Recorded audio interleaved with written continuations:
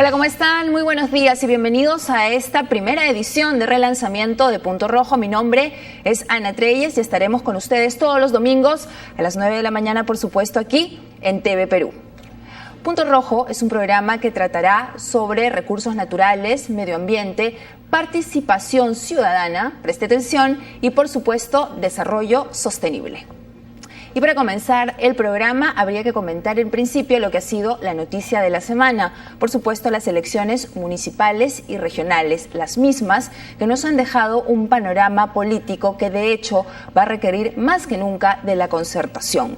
La elección de algunos presidentes regionales o alcaldes de abierta tendencia antiminera, pensamos, hará que las empresas mineras asuman con más responsabilidad social su trabajo y sobre todo el tema de la contaminación ambiental. También creemos que esto debería hacer que el Estado ponga mayor énfasis en la fiscalización y en el tema de la concertación. Todo esto dará como resultado, que es el objetivo de todos aquí, que la población pueda participar abiertamente y sin presiones de su desarrollo sostenible, participar sin ser manipulada y participar sin demandas irracionales. Vamos a hablar ahora del tema de la contaminación auditiva. En la avenida Bancay, el 70% de la contaminación es producida por el parque automotor. Según un estudio de la Universidad Católica y de la Policía de Turismo Ecológico, en la avenida Bancay hay 1000 bocinazos por hora. Gabriel Gargurevich nos amplía esta información en nuestro segmento Tu Ciudadano.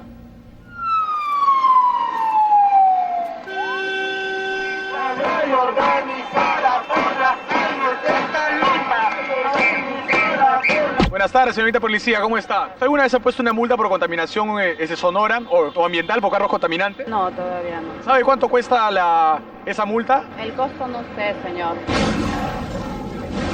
Buenos días, señor. ¿Usted sabía que hay una multa de 310 nuevos soles por vehículos contaminantes? Se puede decir que la multa está bien dada porque se contamina el medio ambiente. ¿Sí, ¿Alguna vez se le han puesto una multa a usted?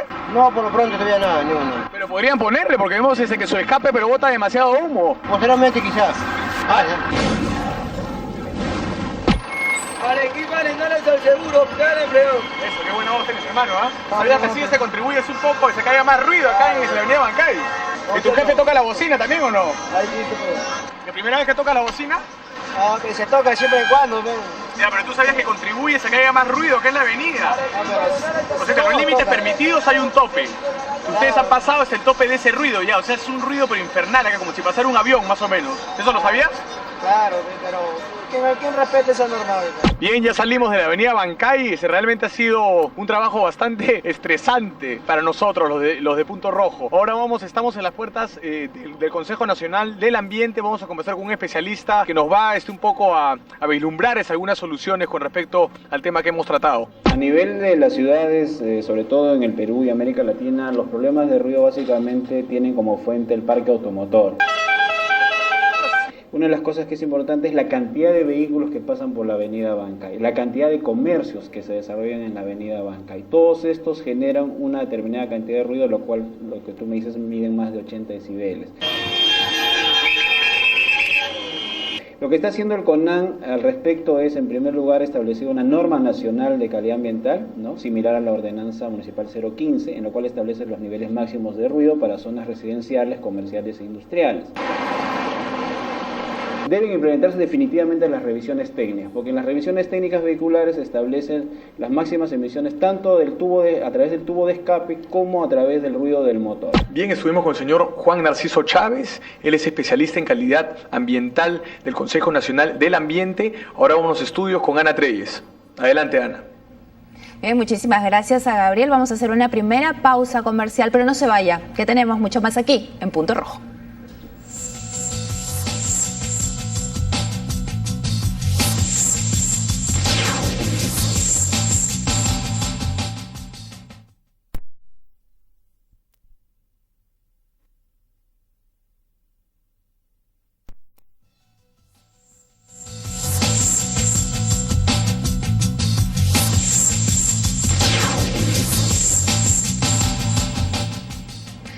Bien, ya estamos de regreso aquí en Punto Rojo y queremos contarle a usted cuál es el efecto que produce el consumo de clorhidrato de coca en el cuerpo humano. Veamos.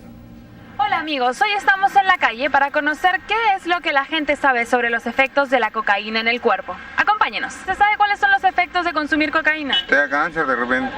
Te mata las neuronas. Destrucción del cerebro, pues. Te pones duro. Se te alteran los nervios. Trae problemas con la familia. Decaimiento, cansancio. Alucinan, creo que a los chicos les hacen cambiar su carácter, ¿no? Y se ponen agresivos. Te malogras, pues. Te quema el cerebro, pues. Bueno, entre otros, la infertilidad, las taras que traen los niños cuando nacen. Según Cedro, los efectos a largo plazo del consumo de cocaína son sobre todo condiciones psiquiátricas: irritabilidad, ansiedad, ataques de pánico, pérdida de la capacidad de concentración y de la memoria. Según el NIDA, el National Institute of Drug Abuse de Estados Unidos, se puede producir luego de grandes cantidades de cocaína en periodos extensos una psicosis total. Ya sabe entonces cuál es el efecto del consumo de la cocaína y le contamos esto porque de hecho el tema de nuestro reportaje central está dedicado nuestro reportaje al cultivo de la hoja de coca y la problemática que esto implica para nuestro país. Les voy a presentar primero al panel que me acompaña para la mesa de diálogo de hoy. Aquí a mi izquierda está el señor Ricardo Soberón, él es investigador. Le sigue el señor Sandro Chávez, presidente del Foro Ecológico, el señor Ricardo Valdés, él es ex viceministro del Interior, y el señor Jaime Antesana, sociólogo. Con ellos vamos a conversar de este tema, pero antes veamos nuestro reportaje central.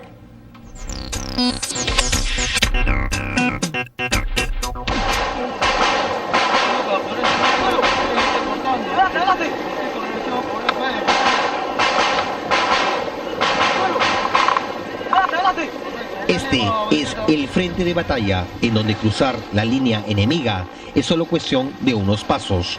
Una guerra que en los últimos años parece la estamos perdiendo. Desde el aire ya se puede divisar la inhóspita selva. Nuestro destino, el Alto Huallaga. Hasta aquí y en exclusiva se trasladó un equipo periodístico de Punto Rojo. Nuestra primera visita fue la base de Santa Lucía, centro de operaciones de la Policía Antidrogas, Dirandro, que opera con el apoyo del gobierno norteamericano y que se encuentra ubicada en el departamento de San Martín. La División de Operaciones Especiales de la Dirección Antidrogas tiene funciones de seguridad para los trabajos de erradicación de hoja de coca ilegal en todas las cuencas cocaleras del Perú. Las firmas de narcotraficantes que operan en el Valle del Huallaga están armadas hasta los dientes. Es por ello que estos valerosos jóvenes combatientes no olvidan usar su chaleco antibalas. No poseen formación militar y en vez de portar un fusil, utilizan como arma el cococho, herramienta utilizada para la erradicación del cultivo ilegal de hoja de coca. Walter, en el Cora de todo el Perú. De todo el Perú. A ver, ¿cómo estamos contigo? Piurano. Piurano. Lima. Pucallpa. Paramonga. Pucallpa. Lima. Iquitos. Chincha. Ica. Chincha. Pucallpa. Chimbote. Pucallpa. Pacamayo. Huancalica. Pucallpa. Trujillo. Tarapoto. 3 siglas por el proyecto especial Cora. ¡Hip! Estos son los hombres del proyecto especial Cora, dependencia del Ministerio del Interior. Los coreanos, como se les llama, tienen su campamento y base de operaciones también en Santa Lucía y día a día se internan en las filas enemigas con el apoyo de la aviación policial. Su misión, erradicar coca ilegal, para que ésta no termine en las pozas de maceración, donde se elabora la droga. La lucha contra el narcotráfico es responsabilidad principal del Ministerio del Interior, pero esto implica también que detrás de esta lucha podamos trabajar en forma coordinada con los otros sectores. Evidentemente hay que darle más fuerza a aspectos vinculados con la interdicción. Es muy importante que le demos también mucho más apoyo a acciones como lo que es el control de los insumos químicos de una forma estratégica. Y es que el narcotráfico no solamente destruye vidas. En los últimos 5 años, los cultivadores de coca ilegal han devastado más de 2.500 kilómetros cuadrados de selva. Por cada hectárea de cultivo de coca se deforestan 4 hectáreas de bosque, incrementando el calentamiento global. En nuestra selva existen actualmente, según las Naciones Unidas, cerca de 50.000 hectáreas destinadas al cultivo ilegal de hoja de coca, las que producen 110.000 toneladas métricas de hoja de coca al año. El narcotráfico no solo atenta contra la salud y la sociedad, sino además contamina la tierra y los ríos de la selva. En el proceso de elaboración de la droga se origina un desecho anual de más de 13.000 toneladas métricas de sustancias químicas tóxicas. Pues en pozas de maceración como esta, donde se elabora la pasta básica de cocaína, se utiliza carbonato de potasio, querosene, ácido sulfúrico, carbonato de sodio, acetona y el éter. Y para quienes consumieron alguna vez clorhidrato de cocaína, escuche lo que aspiraron: éter etílico, acetona, ácido clorhídrico, ácido sulfúrico, potasio y carbonato de sodio. Ahora nos dirigiremos a Tocache para entrevistar a dirigentes cocaleros de la zona. Pero primero, tendremos que cruzar el río Guayaga. Dicen que venían de Uchiza en un carro colorado, traía 100 kilos de coca para la sierra y la costa, así lo dijo el sotón. Llegamos a la calurosa ciudad de Tocache y con nosotros la lluvia. En Tocache, los agricultores cocaleros están organizados con el apoyo de la congresista Nancy Obregón. No quisimos agasajos ni del Estado a consecuencia de la llegada de Punto Rojo a Tocache, ni tampoco de los dirigentes cocaleros. Es por eso que decidimos encontrar la realidad por nuestro propio camino. Llegamos al caserío de Tiesto, donde nos encontramos con una realidad mucho más compleja de lo imaginable.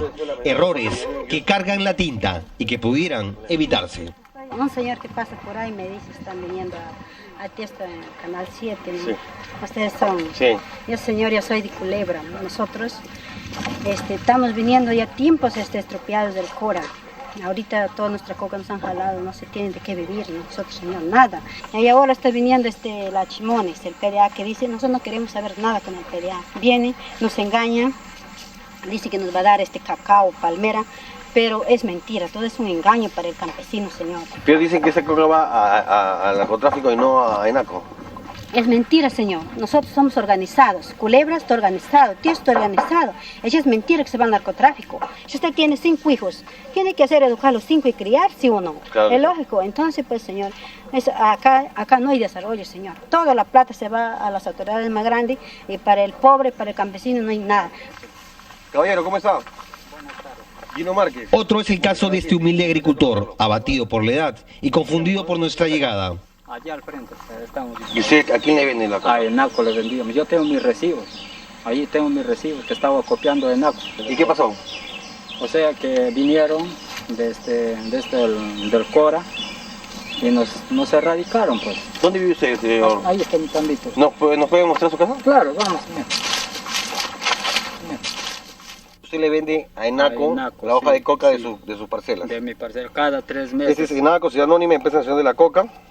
Como se puede ver acá, pagado en efectivo, caja bóveda, cancelado el 10 de agosto del 2006, a nombre de Jenny Moreno Saldaña. Sí, o sea que ella es mi hermana y yo pasé a tomar el carro porque es anciana ella ya. Acá abajo figura. Claro, usted es el señor Roger Moreno Saldaña, sí. ¿No es cierto? Sí. Aquí está, por eso usted cobró. Ahí está la cantidad. 214. Sí. 214 soles. Entonces, ¿usted está empadronado en ENACO? Yo estoy empadronado. Aquí están los recibos de los meses anteriores. Sí. ¿Se puede ver los recibos? Aquí están los recibos de los meses anteriores. El señor Moreno Saldaña.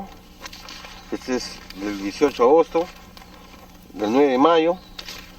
Todos los recibos del señor está empadronado en ENACO y le vende su hoja de coca a ENACO. Yo cuánto le rogaba acá antes que empiecen, pero no me tomaron en cuenta. ¿Usted les enseñó los recibos? Con los recibos acá, señor, que yo estoy al día, como a usted le consta, en agosto entrego 30 robas. Según el Decreto Supremo 044 de la Presidencia del Consejo de Ministros, promulgada en el año 2003, solo se puede erradicar las plantaciones nuevas de hoja de coca no registradas en la Empresa Nacional de la Coca, ENACO. Cada año hay más cultivos de hoja de coca, hay más producción, más consumo, más tráfico y más violencia.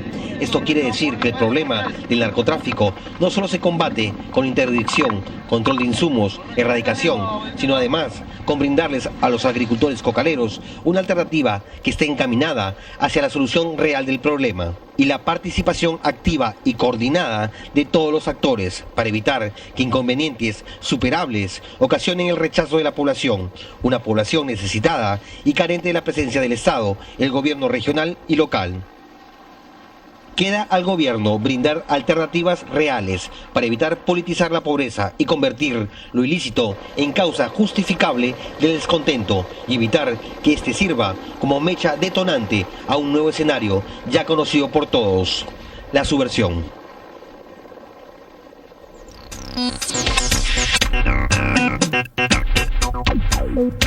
Bien, estamos de regreso. De inmediato nos vamos al comentario y a la búsqueda posible de alguna solución a este complejo tema, Modesta, desde aquí de Punto Rojo. Señor Valdés, usted quizás podría comenzar con usted para que nos comente lo que para mí de repente es el aspecto más saltante del reportaje. ¿Por qué a un campesino que está inscrito y que le vende ENACO se le erradican sus cultivos? A ver, ahí hay algunas precisiones que hacer al respecto. El decreto supremo que hace mención justamente el reportaje, que es el 044, ahí hace también mención a un padrón, que es el padrón de los que cultivan hojas de coca. Es el padrón del año 78.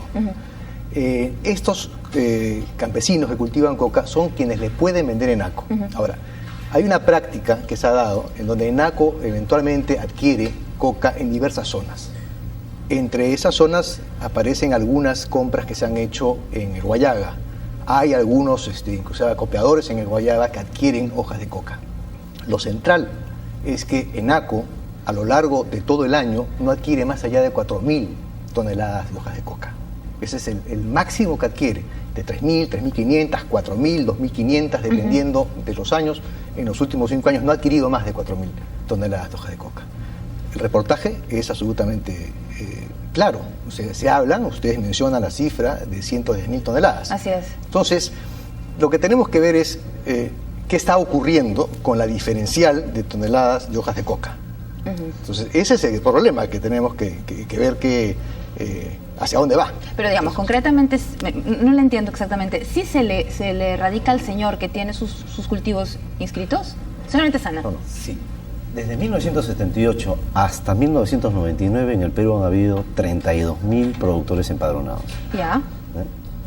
Pero ¿cuántos de estos 32.000, incluyendo muertos y fallecidos que debe haberlos, realmente le venden? Son 8.400 y pico. ¿Y qué pasa con el resto? El resto simplemente no le vende ENACO, le vende o a la gente informal, que también es otro mecanismo que se usa para satisfacer la demanda legal, es decir, el consumo tradicional, y finalmente el mayor grueso se va al narcotráfico. ¿No? En consecuencia hay que tener claro, hay muchos cocaleros que encuentran una patente de legalidad en la venta a ENACO, entonces por eso pueden mostrar recibos.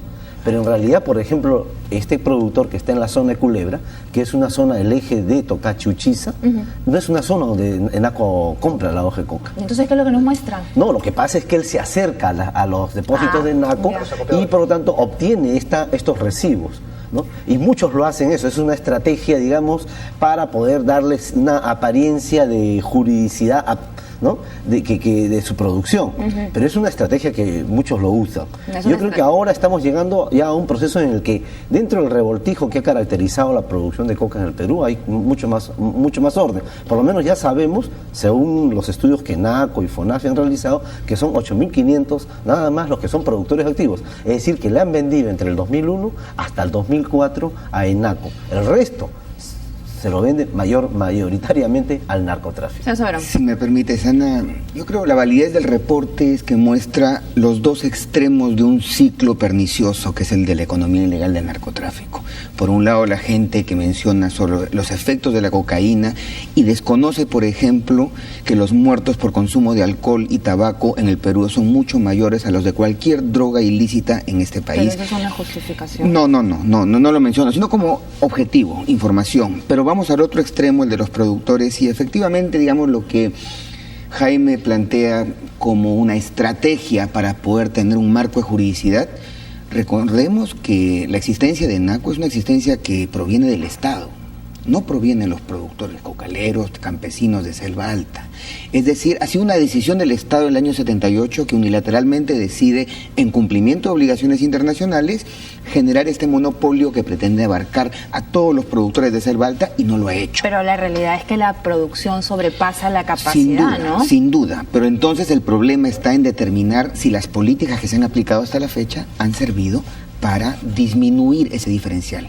30 años demuestran que no han servido. Que no ha servido. Señor Chávez, un segundo, señor. Yo creo que el tema efectivamente pasa porque los daños que está causando la producción de coca en general no solamente es a los seres humanos, sino también es a la propia Amazonía. Ajá. O sea, los niveles de deforestación son impresionantes, 2.300.000. Por supuesto, en gran parte, porque estos bosques que tuvimos ahí con toda su fauna y flora desaparecieron. Lo que vayamos a sembrar después, obviamente, ya son bosques secundarios. Lo que nosotros creemos es que aquí lo que ha faltado es una política mucho, digamos, más estratégica y de una mirada más integral. Porque el problema no se resuelve solamente erradicando, no solamente se dice industrializando, sino que ahí hay varios factores de ausencia del Estado, por ejemplo, que están ahí. Y nosotros, por ejemplo, en marzo de este año, sentamos a 4 candidatos presidenciales y uno de ellos, que es el APRA, suscribió un documento que me parece que debería el señor del Castillo honrarlo. ¿Y qué dice aquí en este documento? Dice, entre sus puntos, desarrollar con la participación de los principales actores involucrados en la política clara y concreta para la reducción y eliminación de los impactos ambientales de la producción de coca. Quiere decir que el señor del Castillo estaba de acuerdo en que es necesario juntarnos, todos aquellos, incluidos los cocaleros, para empezar a discutir una política de mediano y largo plazo. O sea, y es hora de concertar, de cara al país, y decirle al país, señores, este tema de la coca no solamente se va a resolver maltratando al cocalero o echándole la culpa al policía, o etcétera. Lo que tenemos que hacer es buscar una política integral que resuelve el problema desde un punto de vista de desarrollo local, porque no solamente lo vamos a hacer diciendo resolvamos el problema por agricultura, cambiamos coca por cacao, por otro, y sabemos que a veces eso no funciona porque no hay carretera, porque no hay mercados y una serie de cosas. Muy bien. Y por último, el cocalero sí tiene opciones y hablamos de agricultura. La agricultura ecológica ya es un hecho que en el mundo tiene más del 20-30% de crecimiento, las exportaciones están creciendo.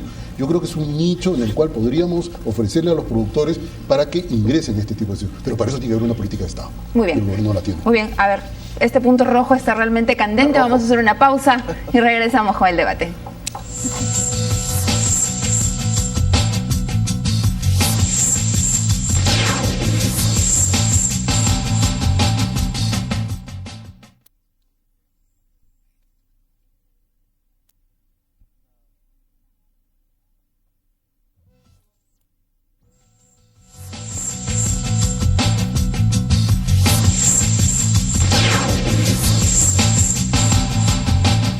Ya estamos de regreso en Punto Rojo y conversábamos un poco, el tema que se nos quedó antes de ir a la pausa es el de la agricultura ecológica como alternativa, porque teníamos hasta el momento entendido que había una sobreproducción de hoja de coca.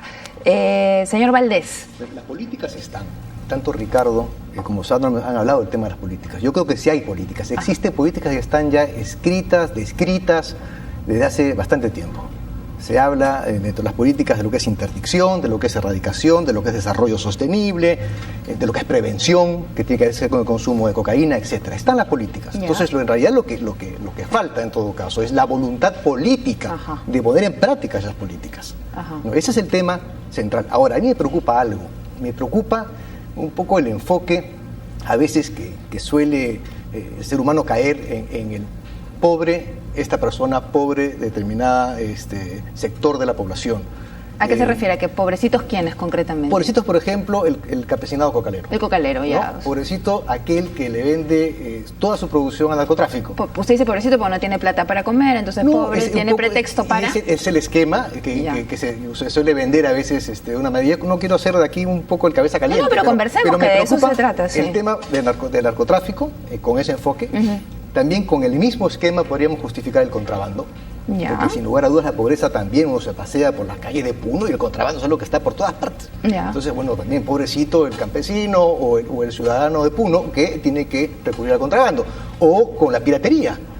Finalmente, ¿por qué no? O sea, la piratería se puede adquirir, los discos, las cosas mucho más económicas y el problema tributario es un aspecto secundario. Entonces, hay una serie de temas fenómenos sociales que yo entiendo que hay que tratarlos, que hay que sentarse, que hay que dialogar. En fin, este gobierno está muy imbuido en ese tema, pero sí creo que hay que ser muy claros y muy tajantes en que si existe un aspecto que está relacionado con el delito, no se confunda con aspectos de orden sentimental, digamos, ¿no? O sea, primera conclusión, la ley, ante todo. La aplicación de la ley, primera ¿no? Y obviamente hay que tratar el tema social, pero la aplicación de la ley antes que nada. Muy bien, nuestra primera conclusión, Antesana. Yo voy a lo siguiente. No es cierto que en el Perú no haya habido experiencias de que el narcotráfico se haya retirado del país. El año 95 fue el colapso de la coca. La coca en el Perú llegó a tener unas 115 a 130 mil hectáreas y finalmente hacia los años 95 y 99 llegó a tener 32, 35 mil hectáreas, ¿no? Incluso de coca abandonada. ¿Qué había pasado? Bueno, ahí hay una mezcla, ¿no?, de lo que es interdicción aérea con control de insumos, más la decisión de los cárteles colombianos en aquel entonces que tener la hegemonía en el Perú de trasladar toda la producción a Colombia y finalmente hacer allá producción de coca, PVC y cocaína, ¿no? Okay, bueno. Pero bueno, el asunto está en que sí tenemos posibilidades de hacerlo. Y yo quiero enfatizar una idea que se ha dicho. Creo que el problema en el Perú no es tanto del enfoque. Yo creo que debe ser un enfoque integral. Estoy absolutamente en contra de aquel que quiere hacer solo erradicación o solo interdicción. No tiene ahí estamos de acuerdo todos, creo, no funciona. Lo que tiene que haber es un enfoque integral, tiene que ser una política de Estado. Y para ello tiene que haber, para mí, 3 cosas. 1, voluntad política de Palacio de Gobierno. Segundo, tiene que haber liderazgo institucional e interinstitucional, porque esto involucra a diversos sectores del Estado. Y tercero, tiene que haber presupuesto. No puede ser que el Estado peruano invierta en la lucha, en el combate a las drogas o al narcotráfico, lato sensu, solo el 3% del presupuesto general. Es poquísimo, ¿no? ¿De vida cuánto tiene de presupuesto? No lo sé exactamente, pero es el 3% lo que el Estado da, que es básicamente para pagar planilla. No, pues eso no es un compromiso real. El Perú no va a acabar, obviamente, con el narcotráfico. Esto es un fenómeno de economía transnacional, ¿no? Pero sí podemos nosotros resolver los problemas endógenos. ¿Y qué hay de USAID, de la ayuda gringa? La ayuda ahí está, ¿no? Lo que tenemos que hacer es diseñar una política hecha por nosotros, ¿no?, que involucre a todos los sectores, que sea integral, que tenga recursos del Estado, que tenga voluntad política del Estado. En todo caso, eso es lo que hay que hacer ahora, ¿no? Y eso es lo que, por ejemplo, al nuevo jefe de vía hay que exigirle, ¿no?, que lidere una cosa de ese tipo, pero que tenga apoyo de la presidencia del Consejo de Ministros y del propio presidente de la República. Señor Soberón. Permítame, Ana, yo creo que el tema del productor de la selva alta no es un asunto de sentimentalismo. ¿No son pobrecitos? No, yo pienso que es una cuestión de eficiencia del Estado. Es decir, en un Estado en donde hubo un sujeto como Vladimiro Montesinos que negoció con narcotraficantes y que se aupó en el poder político del país, tenemos que reconocer que lo más eficiente para enfrentar el crimen organizado no es apuntar al eslabón económicamente más débil de la cadena, que son los 70.000, 80.000 productores de la selva alta que de una u otra manera viven del cultivo de la hoja de coca. Para ser eficientes habría que apuntar a los que manejan ese crimen organizado. Pero no importa que estén cometiendo un delito, señor Soberón, porque digamos, cultivar hoja de coca para el narcotráfico es un delito, ¿no? No, precisamente te digo que el Código Penal del año 91 en el artículo 296 dice que el delito empieza desde la pose de maceración y no lo hace por gusto.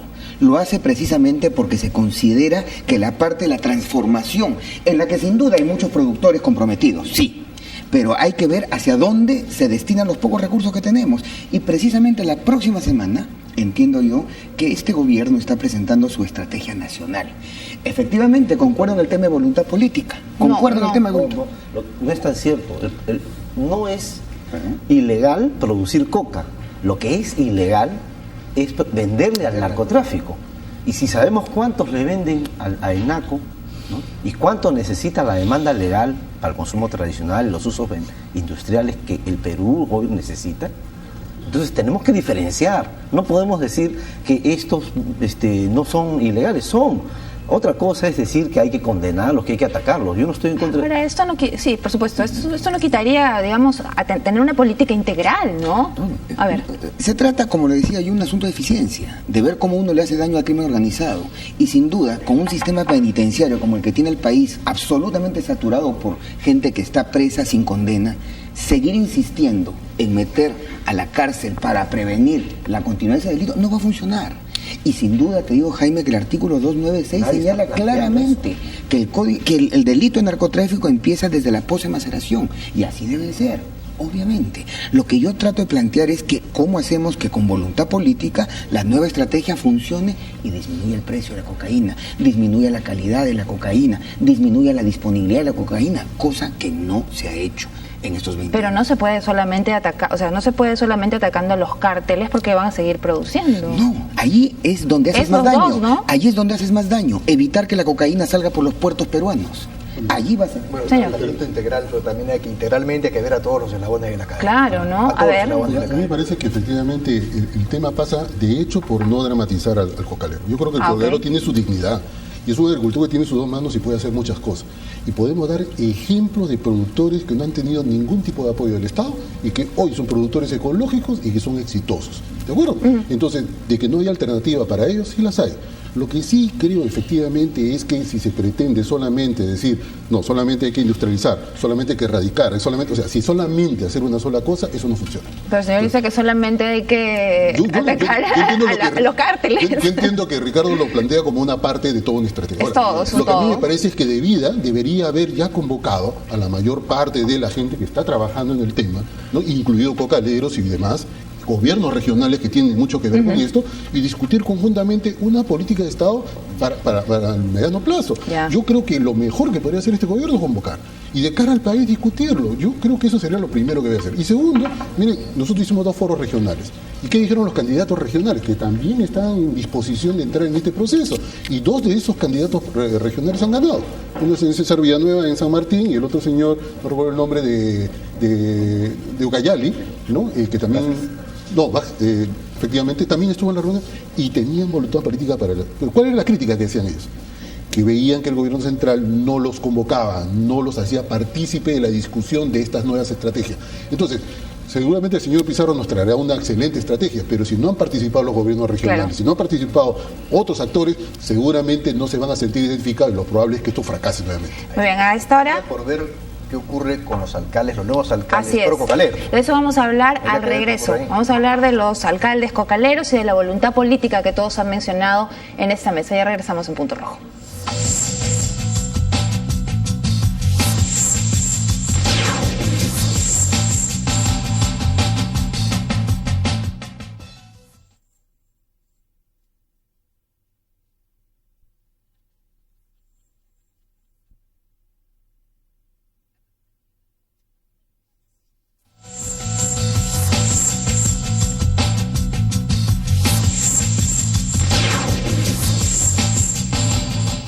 Bien, estamos de regreso en Punto Rojo. En esta rueda final estábamos conversando un poco de la voluntad política y el nuevo panorama luego de estas elecciones municipales para poder solucionar el tema del cultivo legal de la hoja de coca, señor Antesana.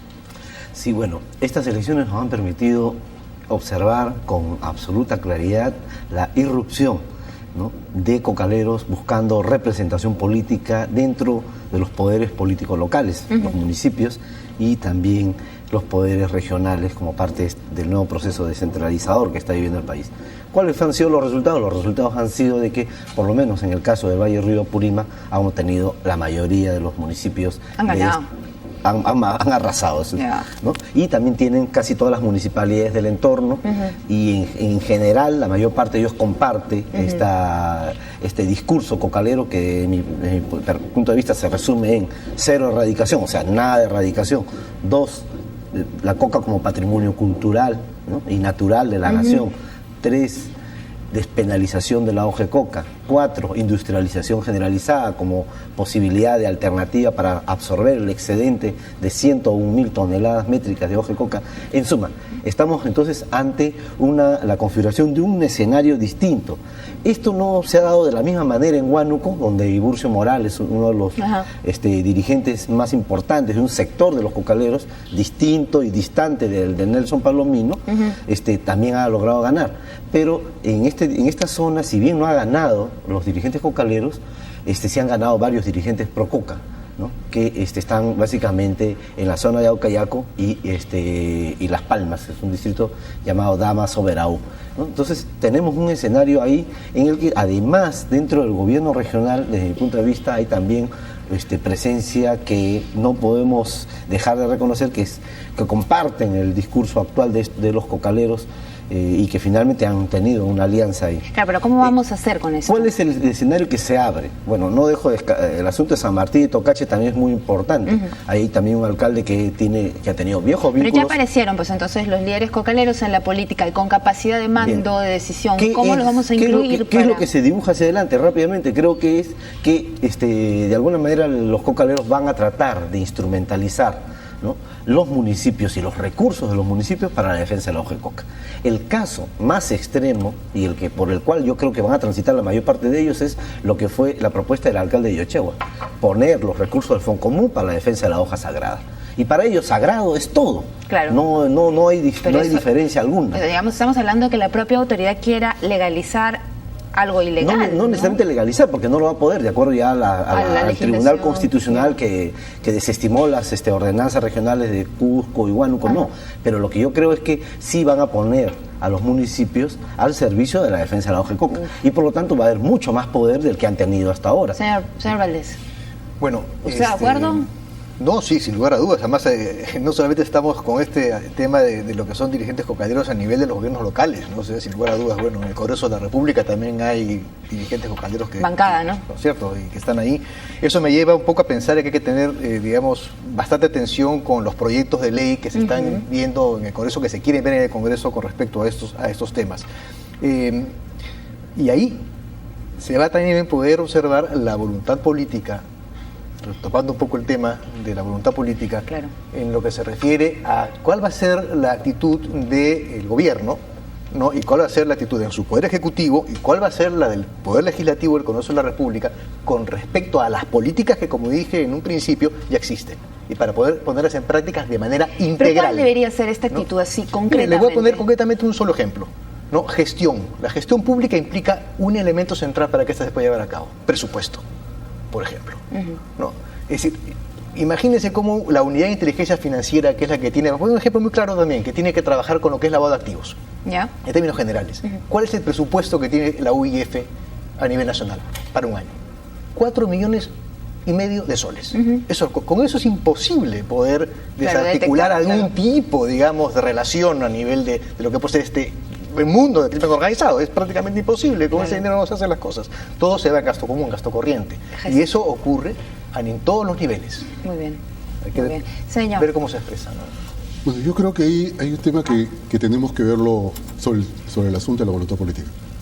Porque si las negociaciones en adelante con estos nuevos alcaldes, claro, que tampoco se trata de decir estos alcaldes, bueno, ok, van a ser totalmente pro narcotráfico, lo cual yo lo pondría en duda.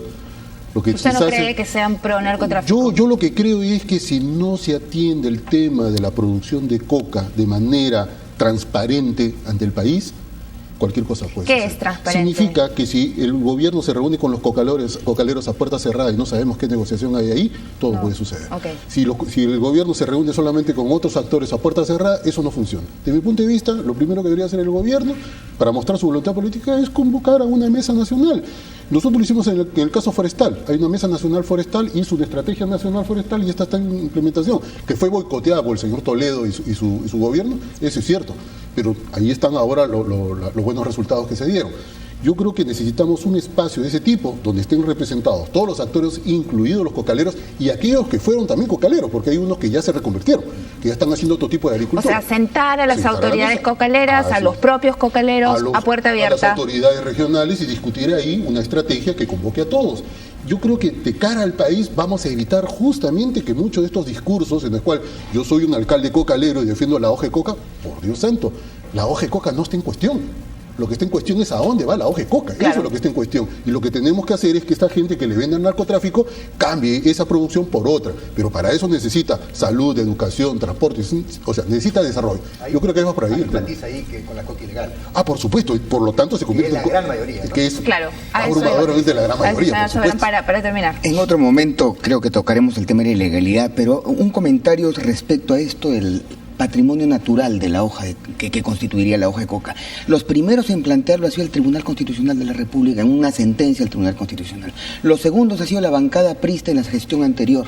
Y los terceros ha sido el Instituto Nacional de Cultura en diciembre de este año. Permíteme en declarar que el arbusto de la hoja de coca históricamente constituye parte del patrimonio botánico natural de este país. ¿Pero qué hacemos con 110.000 toneladas? Ese es otro problema. No, de acuerdo. ¿Y sabe qué? Yo le planteo ese tema. No, claro, ese excedente es la consecuencia de pésimas políticas públicas de 20 años que han planteado erradicar sin medir las consecuencias de esa erradicación a secas. Pero las consecuencias son el narcotráfico. Sin duda, pero es que ese resultado es consecuencia de políticas Pero me está aceptando que es el narcotráfico, entonces, ¿cómo lo solucionamos? Sin dañar, digamos, está bien al agricultor desviando el punto de atención de la política pública del Estado hacia la criminalidad organizada, no dejando que el clorhidrato de cocaína salga de este país o que llegue a la ciudad. Entonces, gestión, usted propuso diálogo y usted propone la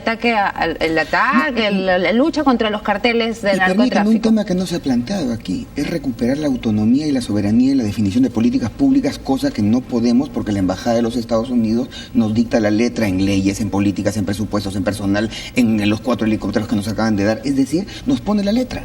Y el Perú no puede decidir autónomamente cuáles son sus prioridades. Bueno, pero en todo caso, yo quiero que aquí quede claro una cosa, usted está en contra del narcotráfico. Por supuesto.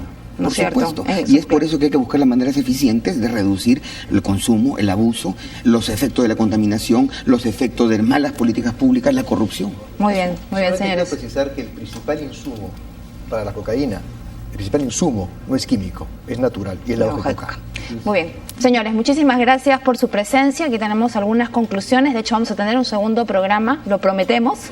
¿O invite a alguien del gobierno también? No, por supuesto, están invitadísimos, claro que sí. Vamos a una pausa y regresamos.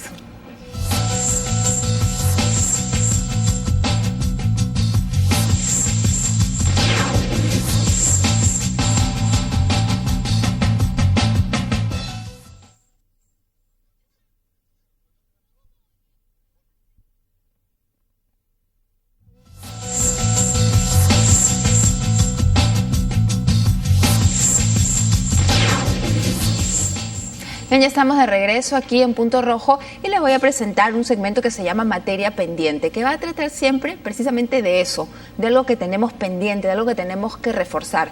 Esta vez, por ejemplo, vamos a descubrir cómo algunos pequeños empresarios, microempresarios no saben cómo formalizarse, ni tan siquiera los beneficios que esto les traería. ¿Sabía usted que solo el 25% de pequeños y microempresarios está formalizado y registrado en nuestro país?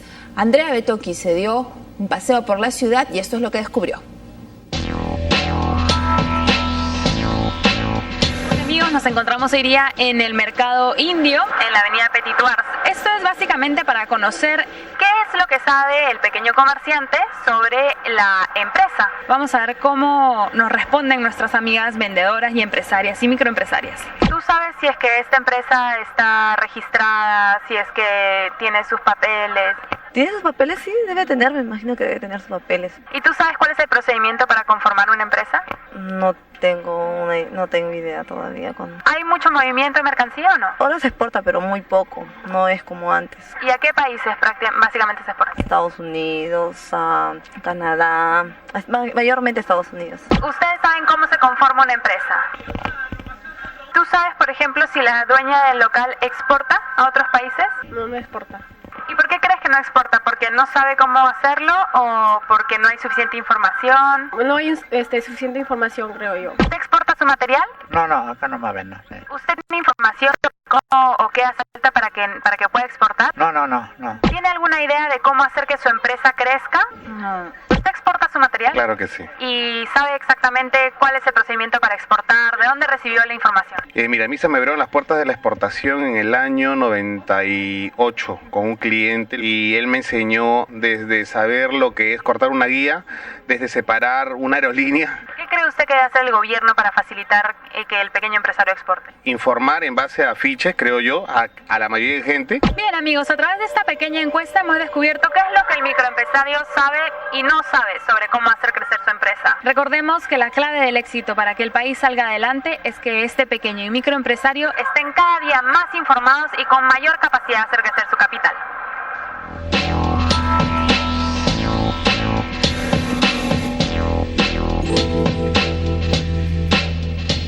Ajá. De hecho, algunos de los entrevistados eran vendedores, pero quién sabe si también en algún momento quisieran poner su propia empresa. Yo estoy con Daniel Hermosa de la Cámara de Pequeña y Microempresa para conversar. ¿Cómo está, Daniel? Gracias por estar con nosotros. Gracias, Anita, por la invitación. Bueno, a ver, ¿qué es lo que se necesita para formalizarse? Para que esta gente que hemos visto, si el vendedor o el que ya tiene, al menos como usted me decía, la licencia municipal, quiere formalizarse. Bueno, en principio, para formalizarse debes tener dos condiciones. La primera, querer hacerlo, y segundo, tener claro para qué lo haces. Normalmente en el Perú los empresarios no encuentran la necesidad de formalizarse porque justamente no encuentran servicios que compensen el pago de los impuestos. Entonces sienten un poco que no es necesario formalizarse. ¿Cómo servicios que no compensan? A ver, explícanos. O sea, realmente, tú has escuchado en la entrevista que te piden información, te piden afiches. Lo que están pidiendo es información de mercado, lo que están pidiendo es información de procedimientos. Y creo que ahí es importante que el Estado y las empresas o las instituciones, como por ejemplo nuestra Cámara o ADEX o otras instituciones, brinden información a los empresarios. Los empresarios, en el caso, por ejemplo, de las instituciones privadas, bueno, tienen que pagar por la información, pero el Estado también debería de alguna manera dar información de cómo vender, a dónde vender, que es lo que más necesita. O sea, como para garantizar el éxito, digamos. Claro, pues es que, entiende, la formalización implica un compromiso. Ajá. Impuestos, salario. Claro, y si está garantizado, ¿cómo me comprometo? Caramba, o sea, el Estado debe invertir en eso. Yo creo que invirtiendo en la información al microempresario, invirtiendo en darle mayor dinamismo en la búsqueda de mercados, el Estado mismo gana. Y gratis, quizás sobre todo para los más chiquitos, ¿no? Que son los que menos capital tienen. Obviamente. Porque si tú vas, por ejemplo, a ADEX, ahí te cobran pues 120 soles mensuales simplemente por estar inscrito, ¿no? Entonces un microempresario no puede darse el lujo de estar permanentemente inscrito en esto. Y el Estado entra ahí a cubrir un vacío de información en todo caso. Además, recuerda que el Estado tiene 105 misiones diplomáticas en el mundo y hay que hacerlas trabajar, están de adorno. Hay que moverlas, hay que hacerlas trabajar. Bueno, entonces, querer formalizarse y tener este incentivo que usted me menciona. ¿Qué más se necesita? Bueno, obviamente... un tema burocrático, seguro. Bueno, el tema burocrático. Hay programas que han salido, por ejemplo, el Ministerio de Trabajo ha sacado un programa interesante que se llama Mi Empresa. COFIDE tiene otro programa también de formalización, tiene un convenio con la SUNARP para darle mayores ventajas a los empresarios de formalizarse rápidamente. ¿Cuánto tiempo? Si yo me meto uno de en 5 días, por ejemplo, COFIDE te entrega con tu minuta y todo, ¿no? Formalizado. Claro, no incluye la licencia municipal, que es otra historia. ¿De cuántos días esa segunda Estaríamos hablando de que en tiempo récord, en 15 o 20 días, podrías tener ya por lo menos los elementos básicos, ¿no? Porque si tú necesitas, por ejemplo, autorización sanitaria para poder vender si es un producto alimenticio, si necesitas, por ejemplo, un REPIN, ¿no? Que es un registro de propiedad industrial, para poder comercializar tu producto, eso obviamente te lleva un mayor tiempo, ¿no? Pero ya para estar formal, tu SUNAT, tus registros públicos, y con eso puedes obviamente comenzar a facturar, que es lo importante para el Estado, ¿no? Y obviamente también para el empresario, porque si no estás formalizado no accedes tampoco a, digamos, a poder hacer las exportaciones, porque no tienes el número de RUC, ¿cierto? Entonces, como te digo, aquí lo importante es... O sea, en un mes estamos formalizados. Sí, yo creo que sí. En menor tiempo probablemente en algunos casos, ¿no? Depende, ningún caso es igual, todos son particulares, ¿no? Por ejemplo, yo quiero constituir una empresa, una SRL, necesito los socios, la junta de accionistas. Quiero hacer una empresa individual, es mucho más rápido, ¿no? Entonces, depende la naturaleza de la empresa y el rubro que te vas a dedicar, de eso depende mucho. Bueno, y para terminar, entonces... El beneficio de la formalización, solamente la exportación, porque si yo soy, digamos, una empresaria chiquita, vendo joyas, por ejemplo, ¿no? Me formalizo, genero mis facturas, pago mis impuestos y luego de ahí exportar todavía falta un trecho, ¿no? Claro, eso ya, el tema de exportador hay varias maneras. La manera directa, la que tú buscas un cliente fuera y le vendes, y la otra es la exportación indirecta.